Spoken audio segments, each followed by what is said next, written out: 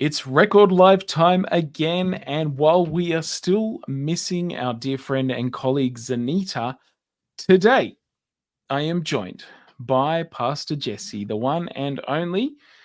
Thank you for friend of the show, I should say. You've been on here a few times, and we appreciate every time that you do come on. Your episode about homeschooling, it looks like, is one of the top listened to episodes of this podcast. Is that right? It got I did not know that. It is getting some interest out there. So yeah, welcome to the show, Jesse. Great to have you on again. Thank you, man. It's good to be here. I'm excited for our chat today. Now, in the lead up to this conversation, we were sort of spitballing, like, what are we going to talk about? How can we find something interesting, useful? And you mentioned that you've been reflecting on some, in a sense, they're big existential questions in some ways. You've been reflecting and thinking and wondering and reading and learning and challenging, I guess, perceptions. And so one of those topics that sort of briefly came up was sort of materialism and commercialism and secularism, and how some of that might interplay with our Christian faith. So maybe we'll start there. What have you been thinking about lately? Yeah, I do this thing sometimes where I just jump into a rabbit hole and I immerse in it and I think about it. And a lot of what I've been thinking about recently is on the topic of secularism and materialism. In terms of, so my main, for people who are in the know, my main sort of touch points have been a lot of the work of John Tyson, John Mark Comer, and specifically they riff a lot on Charles Taylor. There is a big tome that Charles Taylor wrote in the 80s, I believe, called A Secular Age, which is sort of the treatise on this world. And it has a lot of helpful things to say in terms of being a description of the world as we know it. It also has some things that are not quite as up to scratch as perhaps we might want to consider today. But I guess short of it is, I've been thinking about, in terms of what we do as Christians and the way that we live our lives and that we relate to the world around us, there's this constant struggle, and it was kind of alluded in the title of the show, of being in the world, in your community, but not conforming to the pattern of that community.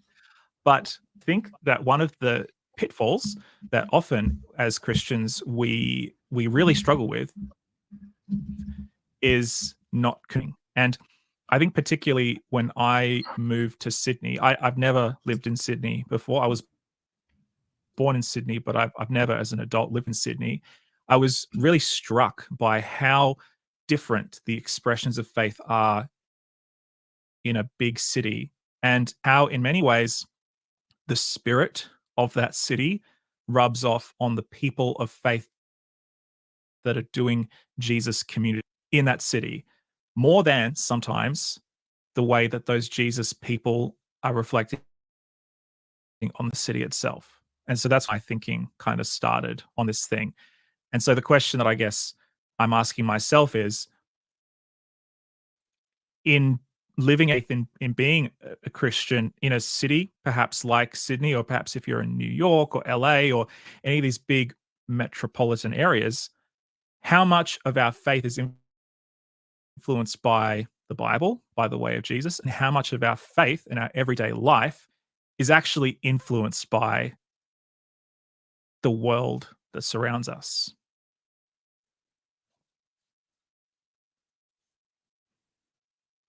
That's a really big question. Yeah.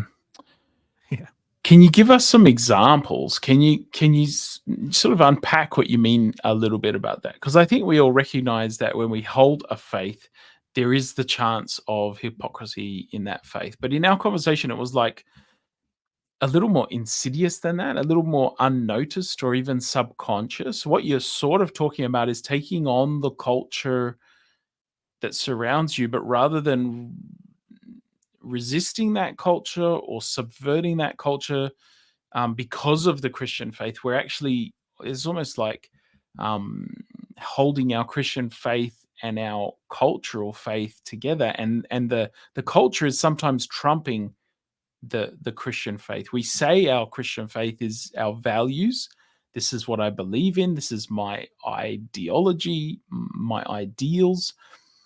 But the values as we live and practice and experiencing them, maybe our actions and our words aren't quite the same. How do we navigate? What are some examples of that you think we do this in which areas? Yeah, I think it goes deeper than just behaviors. The thing me understand this in the context of my world was understanding a city that's far away from you and I. It's New York City.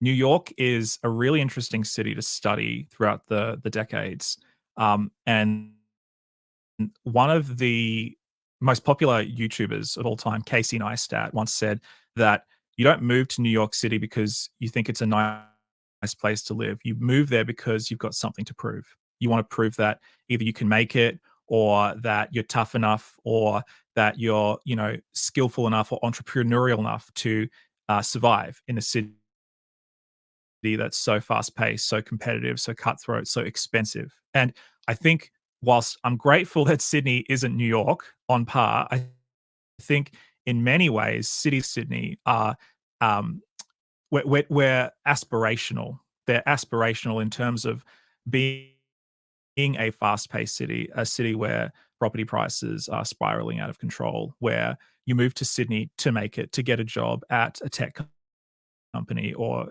you're in finance, or you're in the construction industry. And the sorts of people that make it in Sydney, who live in those massive mansions in the suburbs or in the hills, they're the people who've made it. And in order to make it in Sydney or in any other city around the world like Sydney, you have to live a certain way. You have to live by a certain set of ideals. I'm not saying that you have to be inherently duplicitous or morally corrupt in order to make it financially. But there are a set of principles that the world definitely rewards that Christianity doesn't necessarily reward. And I think in the church, oftentimes, for those of us who are living in these big cities, the temptation is to live within the context of our community one way and to live in the world another way, because we tell ourselves the reality is I need to make it in this city. Otherwise, I'm not going to be able to provide for my family. I'm not going to be able to make my next mortgage payment. I'm not going to be able to afford my car. And for those of us who live in this city, that's a constant and a real pressure. So, um, for instance, I have a friend who is one of the most generous, very family focused, just fun to be around. But he's in sales and he's quite high up in his world. And he's shared with me a few times the things that he has to do in order to succeed in his industry, he would never in a million years do to his friends and family. The tactics that he's had to use to manipulate people to get what he wants, to go behind people's backs. And I'm not saying that every Christian who's in a big city does this sort of stuff, but I think that there is a degrading effect that secular culture has on us that can slowly, if we let it over time, degrade the sense of ethics and morality that we pretend to live with, um, and cause us to live almost at life, on the one hand, with our family and with our faith, and on the other hand, in our professional life. There's a couple of things this is bringing up for me. So, on the one hand, you could have I guess, the increasing sort of segmentation of people's lives. So they're almost, it's that Greco-Roman concept of the different arenas, rather than it being wholly integrated. It's like there's faith over here and there's whatever else over there, what I have to do at work, what I have to do to survive. Is there people who are good Christians? They've never overstepped a moral boundary. They're not doing anything unethically well. Are they still impacted by a secular outlook because of culture and community? They might be still living in the city, or they might not be living in the city, but they've maybe swallowed the pill, as it were, and taken that sort of. How is it impacting those people? Because I think you've definitely brought up a impact, an impact that people who have to get ahead and are in that rat race, but some people might like to see themselves as outside of that rat race. Are they just above this criticism, or is it working on them as well? And how does that look? We're all affected by this. Charles Taylor uses the two different sets of terminology. He calls it the buffered self versus the porous self. So he talks about the pre-modern period where religion was everywhere. In some sense, there was no such thing as religion because it's just the way that you lived your life. You went to church or you went to temple or whatever. But at the same time, you were involved in your community, you were involved in your family, you were involved in yourself. There was not much sense of self. Everything was porous. So like a sponge versus, let's say, a glass cage. A sponge, mops everything up, whereas a glass kind of repels everything. Whatever's inside that case, like a museum, just repels everything. And that's the buffered self. The buffered self is the self that is thought of as external from all influences, whether that's physical or supernatural. So it's, I am my own person. I am not beholden to an outside authority. And the ultimate expression of that is God. So, it's the Frank Sinatra, I did it my way kind of self, where I might go to church, maybe I might partake in some sense of spirituality, but I also can see myself apart from that. Myself and my person is separate from the self that goes to work, is separate from self that is part of my family. In a Jungian sort of way, we'd have the ego and the id. There's my truest self, and then there's sort of the self that I portray to others, my shadow or whatever. So there's this segmentation that occurs, and what this segmentation does essentially is, on the one hand, it offers freedom, but in reality, it makes us slaves because it shuts off a certain part of ourselves and it makes it so that we can be more easily manipulated by other forces side of us. And that's, I think, the degradation effect that I was referring to before comes in, because we consider ourselves to be outside of external influences. I am my own person. That's when we can easily get sucked into advertising or marketing or the effects of lust or pornography or gambling or just being a jerk at work kind of thing, because essentially the buffered self is the self that we lie to. We're lying about ourselves and who we are, rather than the porous self, which recognizes the connectedness that we have with everything around us. So yeah, I think we're all pretty much in that. I think it kind of goes without saying, and I think it actually requires us to recognize that to move beyond it, if that makes sense. So in some senses, what I'm hearing you describe is sometimes called Western individualism in a way, isn't it? It's all linked together, that, I guess, evolution of self being the highest value for many people, the individual, and then we can take that into how we worship. We can take that into how we do church, because it's about it makes us more consumers. It makes us more we're sitting there. What can I get out of this? What can I take home with me from this church service, rather than what am I adding to this community, or how am I a valued part of this community just by being here?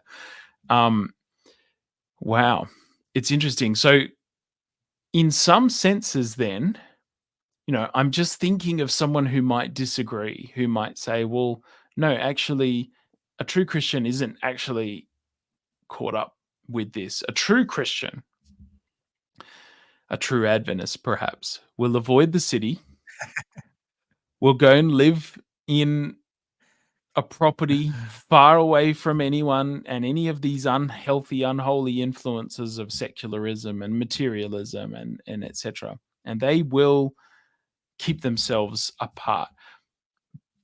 But what you've just described of like prioritizing the individual self over community, etc., you can really fall into that trap by setting yourself apart and not engaging in church or engaging in community. In a sense, you're saying Yeah. that, you could be a very straight down the line, Bible believing, Ellen White reading Adventist who's doing all the things, but doing it from a sense of self in a Yeah. way. To do that is the most secularist, materialist expression of faith that I can probably imagine. Secularism is, a lot of people talk about how, our modern society has subtracted God from the equation. We prayer in schools, or, we don't have prayer at a national level in our parliament or whatever.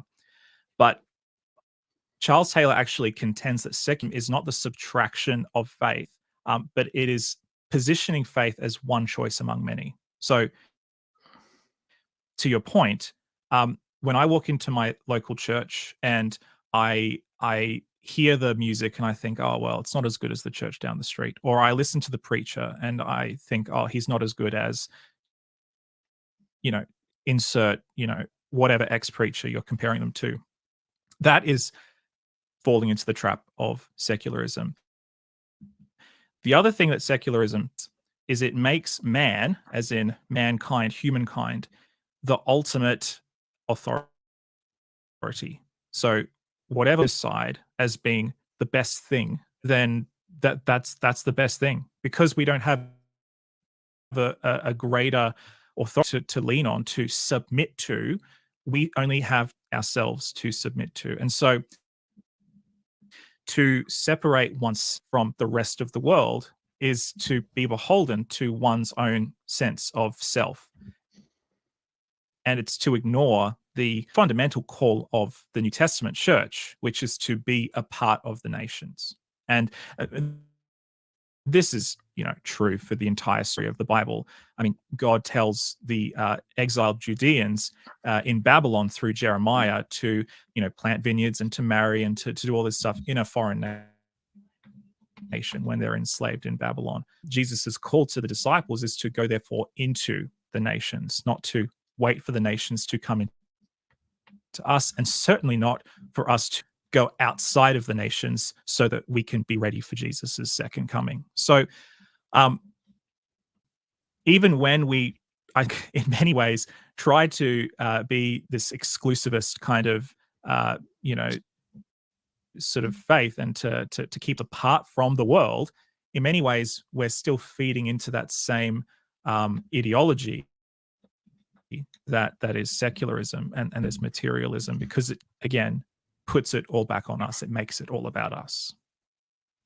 That's such an interesting critique of that sort of movement, or that framing of that, because and people may disagree with us. If you do, sure, put a comment in the chat and we can address it. But people may disagree with what you're saying, but in a sense, the ultimate sin in many ways that we've talked about as Christians is the elevation of self above the elevation of God.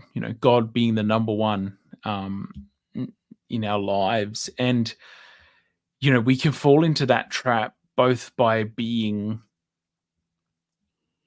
uber focused on our own holiness, our own works, our own, legalism, as well as sort of prioritizing unholy or unhelpful things in our lives and segmenting faith off into a corner and just having it as a one day a week sort of practice, or it's in that circle I wear this face, in another circle I wear a different face. Just being comfortable in that sort of dichotomy of different roles and different people that you play in different spaces. It's so interesting. Yeah. Yeah. And by the way, there's a lot of the criticism of secularism is definitely a criticism of more liberal. And I will say, as we often talk about that dichotomy on the show. One thing I'll say about conservative Christian expression, at least the one that I'm familiar with, there is much more of a focus on personal everyday devotion, and I think definitely something that often gets lost in the more left-wing side of the church. One thing I can definitely appreciate about more conservative expressions of Christianity is that emphasis on personal devotion. And whether some of that is misdirected, that's definitely a relevant conversation. But at least it's a big emphasis as part of that movement. And I think that's definitely that's not nothing. That's a huge part of our Christian life.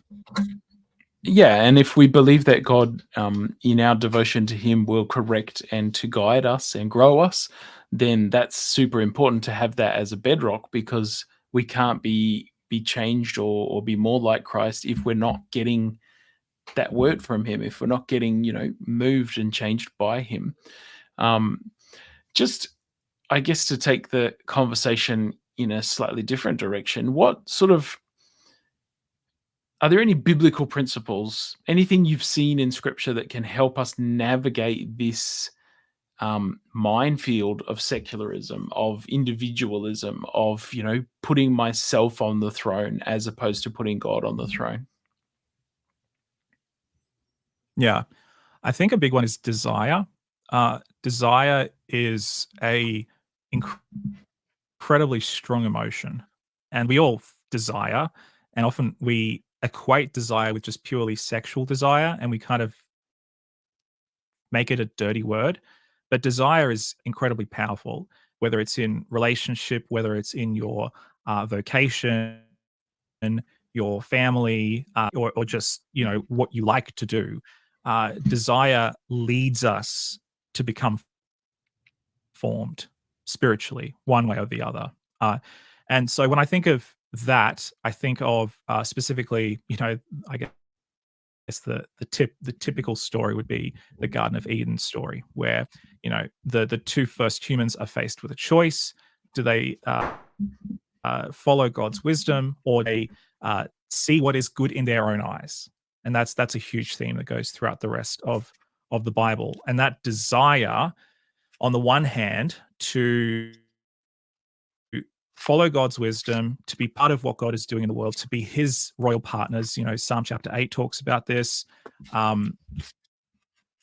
Or to choose our way, the desire to be the master of our own destiny. John Mark Comer talks about this in his book, The Ruthless Illusion of Hurry. He says, ultimately, nothing in this life apart from God can satisfy our desires. Tragically, we continue to chase after desires ad infinitum. The result is a chronic state of restlessness, or worse, angst, anger, anxiety, disillusion, depression, all of which lead to a life of hurry, a life of busyness, overload shopping, materialism, careerism, a life of more, which in turn makes us even more restless. So it's that desire, I think. There's a challenging verse in Thessalonians, and I want to get your take on this. Do we just not take part in the rat race? Should we encourage Christian mediocrity or hard work? It says in 1 Thessalonians 4 and verse 11, 4 verse 11, make it your ambition. So we've talked a little bit about ambitions and things that we might chase in the rat race. Make it your ambition to lead a quiet life, to mind your own business. I like that. Paul's telling them, everyone, mind your own business. And to work with your hands, just as we told you, so that your daily life may win the respect of outsiders, and so you will not be dependent on anybody. Verse 12. So there's even in that verse, it's like, do you lead a quiet life and not work hard? Do you work hard so that you're winning the respect of other people? And how is that a witness to your Christian faith? Yeah, can you unpack that a little bit for us, Pastor Jesse? This is a passage that is just befuddled and fascinating for a while, because I mean, we've all kind of grown up around this idea. Like, there's this iconic book called Great, which is all about going above that mediocrity. It's one of those leadership guru books that often gets passed around in circles. And there's this idea of excellence, of going above and beyond. A lot of it has to do, again, with this secularist, materialist, consumer-driven, individualist society that is just the air we breathe. There's a number of stages of spiritual development, a lot of models around spiritual development that I've seen. And one of them, there's one called the critical journey, and it has 6 stages. And I won't go through them because we don't have time. But essentially, stage 1 is awareness of God, all to the very end. So you have, things like discipleship, being useful, doing stuff. And then there's a central point that people have to go through that's called the wall. And it's kind of like the runner's wall. And if we get through that wall, we get to an entirely different stage of spiritual development. There's an example that the book uses of the kinds of people that most of them are at the end of their life. Most of them are not in leadership. They're not sort of leading big organizations, but they're spiritually in a completely different realm to the average Christian. It's in the book, it's called The Life of Love. So think one elderly person in your church that always has a smile on their face, who is just so generous, not just financially, but generous of spirit, who never has a bad word to say of anybody, who has an encouragement for everybody, who, when you're with them, you feel closer to God. I heard somebody recently-ish speak of the end of Eugene Peterson's life, who's famous for writing the Message Bible, but he's written a lot of other stuff. He was a incredibly influential American pastor. Toward the end of his life, he had groups of pastors come visit him, and they would just sit and talk. And there was one group where the pastors said, look, he didn't say anything revolutionary or new or crazy or whatever, but just being in his presence was a gift.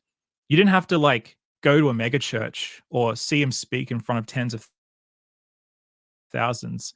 That quiet, beautiful, what's the word that I'm thinking of? Incarnational, embodied experience of being present with a person and knowing that you're also communing with God at the same time because of that presence. I think that's probably, if I could have a stab at what Paul is talking about here, the kind of that I think Paul is, encouraging us to pursue, that Jesus is encouraging us to pursue, the faith that necessarily will be talked about for years to come. But it's the kind of faith that truly embodies the spirit of Jesus and is, I guess, an overflowing cup. And the reality is that is a faith that takes a lifetime to cultivate, of obedience to God and communing in His presence. Jesse, we've run out of time. We've got 30 seconds left. What can we do this week to fight back against materialism? What's something practical we can do to start to reframe this for ourselves? Well, I think it's helpful to recognize the air that we breathe. And you don't have to read Charles Taylor to do that, but I would encourage people to, if they're interested, to check out some of the books that have been written around, especially those that have been written from a Christian perspective, that might help you to recognize where you're at. But if you don't want to do that, that's fine. I honestly, it's really simple. We're designed to life in circles. That is to have vital relationships with people that we trust and that we journey with, especially in a busy city like Sydney or Canberra or New York. That's really hard. We're all busy. But I think one of the best things that you can do for your own spirituality is to take time, and that's why Sabbath is great, by the way, but to take time to journey with people, not 100 people in your church, not even 50 people, but like 3, 4, or maybe 5 people at most in a small group, in a Bible study, in a Sabbath school group. That is slow, quiet, contemplative, deep relationship. And I think that's what God's designed us for. And those are some of the richest relationships I think you can have. And I think can be one of the biggest buffers against the onslaught of secularism and materialism in our world today. Some great thoughts there. Thank you, Pastor Jesse. Great to have you with us. And we'll see you again on Record Live next week.